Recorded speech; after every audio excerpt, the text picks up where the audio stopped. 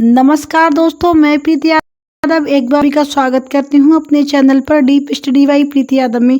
Friend, हम daily आपके लिए जीके और जीएस के प्रैक्टिस सेट लेकर आते हैं, तो उसी तरीके से हम फिर से आपके सामने जीके और जीएस का ही अपना प्रैक्टिस सेट लेकर आए हैं, जिसमें हम आपके लिए डेली ही एग्जाम स्पेशल एक प्रैक्टिस सेट होता है जो कि किसी एक एग्जाम के लिए नहीं होता। यानी आप इस प्रैक्टिस सेट को देने के लिए यूपी का चाहे आपका कोई भी एग्जाम हो, एसएससी का कोई एल, सीएचएसएल, एमटीएस, जीडी, और चाहे आपके रेलवे का कोई एग्जाम हो, चाहे बैंक का कोई एग्जाम हो, इन एग्जाम को टारगेट करते हुए ये हमारे प्रैक्टिस सेट डेली ही रहते हैं। इसमें हम आपको जीके और जीएस के डेली 20 एमसीक्यूज हम आपको यहाँ पर सॉल्व करवाते हैं। कितने?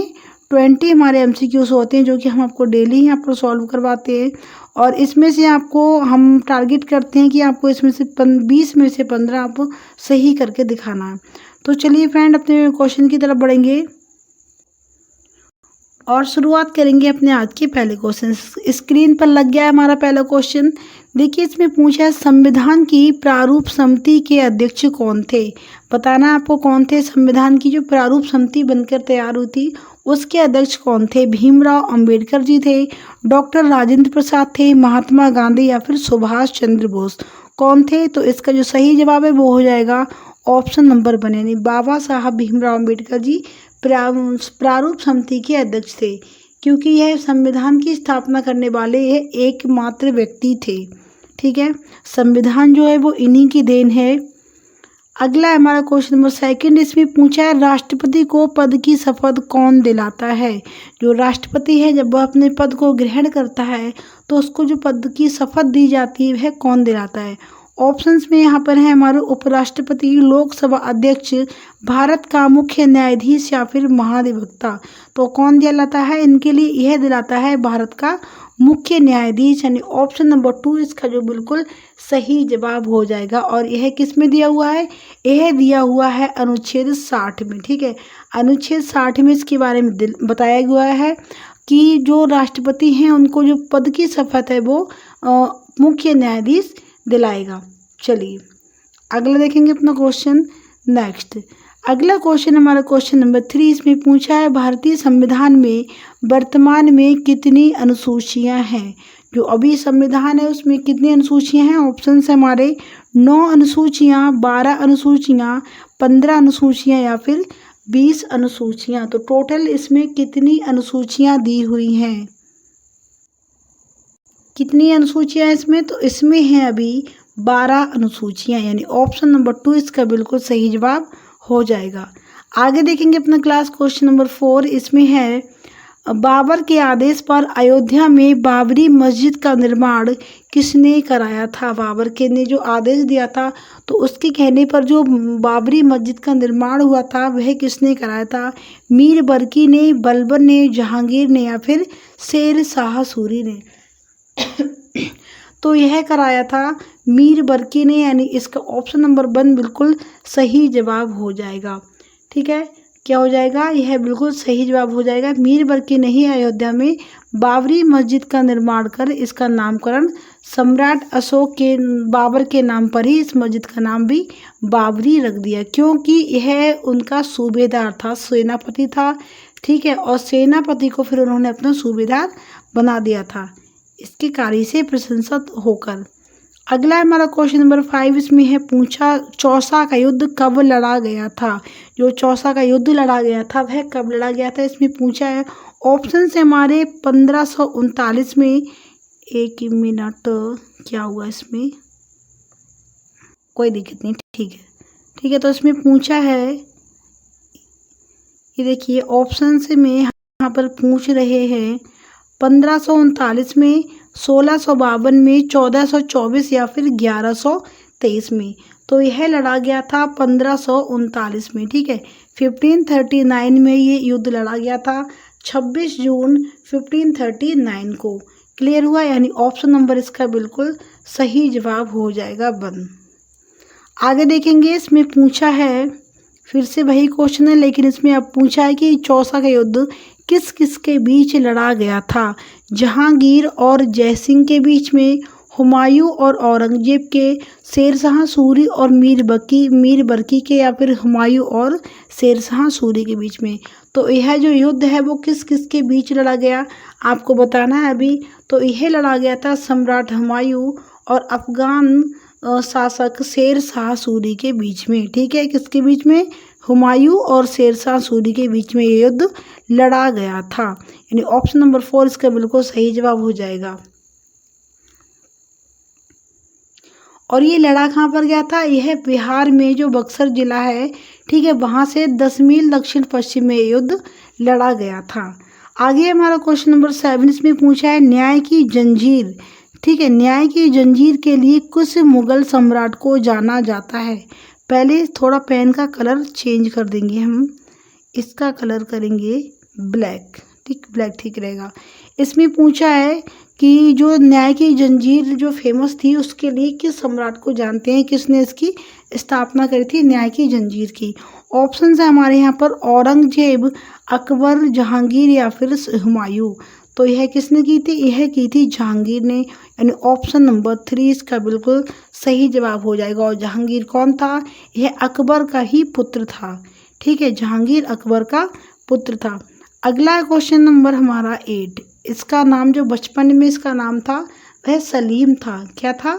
सलीम। ये भी चीज़ें पूछी जाती हैं। अगला हमारा क्वेश्चन नंबर 8 इसमें पूछा है जयपुर शहर को किस शासक के द्वारा बसाया गया था? आप देखिए पेन बिल्कुल इसमें क्लियर दिख रहा है, क्योंकि पहले रेड ही इसका क्वेश्चन का कलर है और रेड ही पेन का कलर था, तो थोड़ा अच्छे से नहीं दिख रहा था। अब बढ़िया लग रहा है दिखने में। ये जयपुर शहर को किस शासक के द्वारा बसाया गया था? ऑप्शन से हमारे आमेर के शासक जयसिंह, महाराजा राणा प्रताप, मुर्शीद अली खान या फिर महाराजा सांभा।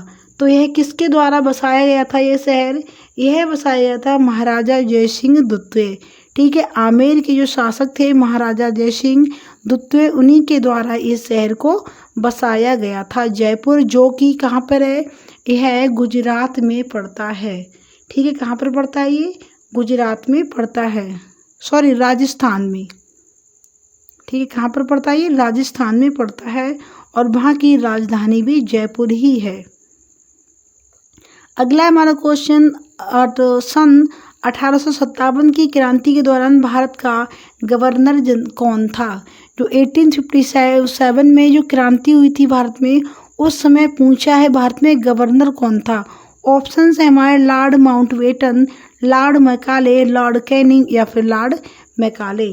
तो कौन था उस समय पर यहाँ का जो गवर्नर? तो वह था कैनिंग। ठीक है, लॉर्ड कैनिंग यहाँ का गवर्नर जनरल था 1857 की क्रांति का, और यही इसका राजनेता भी यही था इस क्रांति का। अगला हमारा क्वेश्चन नंबर 10, और इसमें पूछा गया है नेपोलियन किस देश का रहने वाला था? ये जो नेपोलियन था यह भी एक यात्री था हिंदुस्तान की तरह, तो यह किस देश का रहने वाला था? ऑप्शन हमारे रूस का, फ्रांस का, अमेरिका का या फिर अफ्रीका का। तो यह कहाँ का यात्री था? यह था फ्रांस का। ऑप्शन नंबर 2 इसका बिल्कुल राइट आंसर हो जाएगा। आगे देखेंगे अपना क्वेश्चन नंबर 11। इसमें हम डेली ही 20 क्वेश्चंस लेकर आते हैं, जिसमें से अभी हमारे 10 क्वेश्चन हमने इसमें सॉल्व कर लिए, और बहुत ही शानदार प्रश्न है हमारे। ये एनसीईआरटी के बेस्ड पर उठाए हुए प्रश्न हैं सारे के सारे। तो ऐसा नहीं कि मतलब बहुत ही सिंपल क्वेश्चन है, आपके लिए भी ये बहुत हेल्पफुल होने वाले हैं। अगर आपने वीडियो को अब तक लाइक नहीं किया तो साथ ही साथ वीडियो को भी लाइक करते चलिए, क्योंकि फिर बाद में आप लोग वीडियो को लाइक नहीं करते हो, फिर आप और क्लास देखने के बाद आप लोग ऐसे ही निकल जाते हो। और अगर आपने अब तक चैनल को सब्सक्राइब नहीं किया तो प्लीज़ साथ ही साथ चैनल को भी सब्सक्राइब कर लीजिए। अगला है हमारा क्वेश्चन, सौर मंडल का एकमात्र ग्रह जो पूर्व से पश्चिम की ओर घूमता है। एक ऐसा ग्रह सौर मंडल का जो पूर्व से पश्चिम की दिशा में घूमता है, बाकी के सारे पश्चिम से पूर्व की दिशा में घूमते हैं, लेकिन इकलौता एक ऐसा ग्रह भी है जो पूर्व से पश्चिम की घूमता है। वह कौन सा है बताना आपको? शुक्र है, बृहस्पति है, बुध है या फिर शनि है। तो यह है शुक्र ग्रह। कौन सा है? शुक्र ग्रह, यानी ऑप्शन नंबर 1 बिल्कुल राइट हो जाएगा। अब आता है हमारा क्वेश्चन नंबर 12। इसमें पूछा कौन कौन से ग्रह, ठीक है, कौन कौन से ग्रह पृथ्वी के विपरीत दिशा में चक्कर लगाते हैं बताना आपके लिए। ऑप्शन हमारे शुक्र और अरुण, बृहस्पति और बुध, शनि और मंगल या फिर मंगल और शुक्र। जो पृथ्वी के विपरीत दिशा में इसकी परिक्रमा कर रहे हैं, चक्कर लगा रहे हैं, वो कौन से हैं? वह हैं शुक्र और अरुण, यानी ऑप्शन नंबर 1 इसका बिल्कुल सही जवाब बन जाएगा। आगे देखेंगे अपना क्वेश्चन नंबर 13। क्वेश्चन नंबर 13 में पूछा है बैंकों के बारे में। इसमें पूछा है पहली बार कितनी बैंकों का राष्ट्रीयकरण किया गया था। लेकिन अगर पहले इसमें अगर मैं पूछूं कि ये जो बैंकों का राष्ट्रीयकरण हुआ था पहली बार, वह किसके द्वारा हुआ था, तो वह हुआ था एक पंचवर्षीय योजना उस समय भारत में चल रही थी। और उन्हीं पंचवर्षीय योजनाओं में से जब एक पंचवर्षीय योजना चल रही थी तब इन बैंकों का राष्ट्रीयकरण हुआ था। तो पहले देख लेते हैं कितनी बैंकों का हुआ था। 14 बैंकों का, 15 बैंकों का, 17 बैंकों का या फिर 25 बैंकों का। तो एक साथ में 14 बैंकों का राष्ट्रीयकरण किया गया था। और कब किया गया था? यह किया गया था 1969 से 1974 के दौरान में, जो योजना चल रही थी चौथी पंचवर्षीय योजना, उसी के दौरान इन 14 बैंकों का राष्ट्रीयकरण भारत में किया गया था। उम्मीद है आपको ये अच्छे से समझ में आ गया होगा। ठीक है, चलिए। और जो हाँ ठीक है इसमें इतना ही। ठीक है, आगे देखते हैं अपना नेक्स्ट क्वेश्चन। अब आता है अगला क्वेश्चन 14। इसमें पूछा है भारत में अरबों ने पहली बार आक्रमण कब किया। भारत पर जो अरबों ने आक्रमण किया था वह पहली बार कब किया था, बताना आपको। ऑप्शन है हमारे 1512 ईस्वी में, 712 ईस्वी में, 1123 ईस्वी या फिर 1535 ईस्वी में। तो यह किया था 712 ईस्वी में अरबों ने। और किसने किया था? वह किया था मोहम्मद बिन कासिम ने। ठीक है, मोहम्मद बिन कासिम ने पहला यह अरबी शासक था और जिसने हमारे भारत पर पहली बार आक्रमण करा। चलिए फिर देखेंगे अगला क्वेश्चन है हमारा 15 क्वेश्चन। इसमें पूछा ऑस्कर पुरस्कार जीतने वाली प्रथम भारतीय महिला कौन थी। बताइए कौन है जिन्होंने पहली बार ऑस्कर अवार्ड जीता महिला वर्ग में। ऑप्शन हमारे भानु अथैया, नरगिस दत्त, शशि बाला या फिर अरुणिमा सिन्हा। तो इसमें से सही जवाब हो जाएगा भानु अथैया। ऑप्शन नंबर 1 इसका बिल्कुल सही जवाब हो जाएगा। इन्होंने जो ऑस्कर लिस्ट में जो जीतने वाला नाम है, इनका पहला नाम है। और कब जीता था? 1983 में। ठीक है, कब जीता था? 1983 में जीता था इन्होंने। जॉन मॉले के साथ में गांधी फिल्म के लिए एक कॉस्ट्यूम इन्होंने डिजाइन किया था। और भानु अथैया की जो ड्रेस थी वो इतनी बेहतरीन थी कि उन्हें बेस्ट डिजाइन कॉस्ट्यूम के लिए ऑस्कर अवार्ड मिला था। क्लियर हुआ? सारी चीज़ों को हमें कॉन्सेप्ट को क्लियर करना, ऐसा नहीं है सिर्फ क्वेश्चंस के आंसर लगाने हैं। उनसे रिलेटेड जो जो प्रश्न बन सकते हैं, जो जो चीज़ें हो सकती हैं, उन सारी चीज़ों को हमें यहाँ पर समझते हुए चलना है। तो जल्दबाजी नहीं है कि बहुत देर लग रही है, बहुत ही हल्के स्लो कर रहे हैं, इतनी जल्दी नहीं है। आराम से चीज़ों को समझना भी है और उन्हें सॉल्व भी करना है। अगला हमारा क्वेश्चन नंबर 16। इसमें पूछा अंतर्राष्ट्रीय फिल्म पुरस्कार प्राप्त करने वाली प्रथम अभिनेत्री कौन है। अंतर्राष्ट्रीय फिल्म के में जो पुरस्कार मिला था पहली अभिनेत्री, वह कौन है, बताना आपको। ऑप्शन हमारे नरगिस दत्त, रानी मुखर्जी, ऐश्वर्या राय या फिर सुचित्रा सेन। सुस्मिता नहीं, सुचित्रा सेन। ठीक है, तो यही इसका सही जवाब है। सुचित्रा सेन के लिए ही इसमें जो अंतर्राष्ट्रीय फिल्म पुरस्कार जो था वो दिया गया था। और किस फिल्म के लिए दिया गया? यह दिया गया था बंगला फिल्म के लिए। ठीक है, बंगला फिल्म के लिए यह अवार्ड इनके लिए दिया गया था। हाथ से लिख रही हूँ, मार्कर नहीं है, हाथ से लिखें, इसलिए आप लोग थोड़ा सा इसे इग्नोर कीजिएगा राइटिंग के लिए। ठीक है, तो और कब दिया गया था? यह दिया गया था इनके लिए 1963 में। ठीक है, कब दिया गया था? 1963 में बंगला फिल्म के लिए इन्हें दिया गया था। और बस इतना ही ठीक है इसके लिए। बाकी अपना अगला क्वेश्चन देखते हैं, क्वेश्चन नंबर 17। केंद्र की कार्यपालिका की शक्ति किसके पास है। केंद्र की जो कार्यपालिका होती है उसकी शक्ति किसके पास होती है? राष्ट्रपति के पास, संसद के पास, जनता या फिर सर्वोच्च न्यायालय के पास। तो यह होती है राष्ट्रपति के पास में। ठीक है, किसके पास में होती है? राष्ट्रपति के पास में होती है। और देखिए उसके द्वारा प्रत्यक्ष रूप से या उसके अधीन अधिकारियों के जरिए संविधान के अनुसार अधिकार का प्रयोग किया सकता है, या फिर संघ के रक्षा बलों का जो सर्वोच्च शासन है वो भी उसी के पास होता है। ठीक है, क्लियर हुआ। आगे देखेंगे अपना क्वेश्चन नंबर अगला, ये आता है क्वेश्चन नंबर 18। इसमें पूछा है विश्व का सबसे बड़ा लिखित संविधान किस देश का है। जो सबसे बड़ा लिखित संविधान है बताना है कौन से देश का है, अमेरिका का है, रूस का, भारत का या फिर फ्रांस का। तो जो सबसे बड़ा लिखित संविधान जो है वो हमारे भारत का ही है। ठीक है, इसके लिए सबसे बड़ा जो लिखित संविधान है वो सबसे बड़ा किसका है, भारत का ही है। चलिए आगे देखते हैं अपना क्वेश्चन नंबर 19।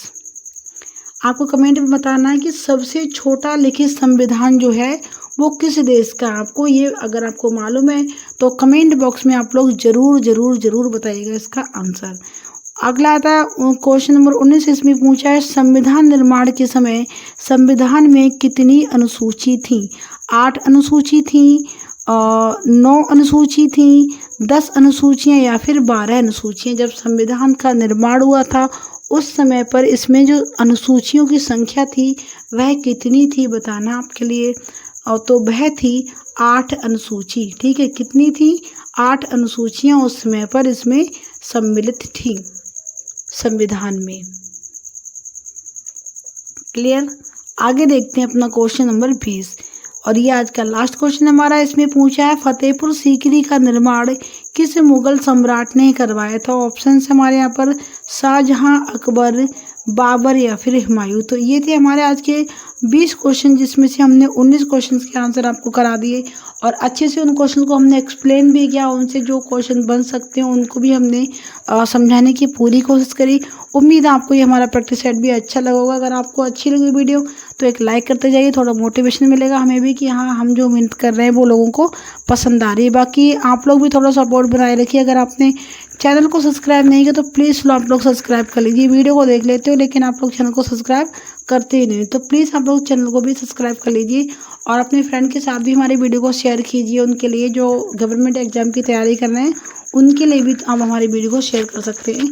और मिलते हैं एक नए ज़बरदस्त प्रैक्टिस सेट के साथ। तब तक के लिए जय हिंद, जय भारत।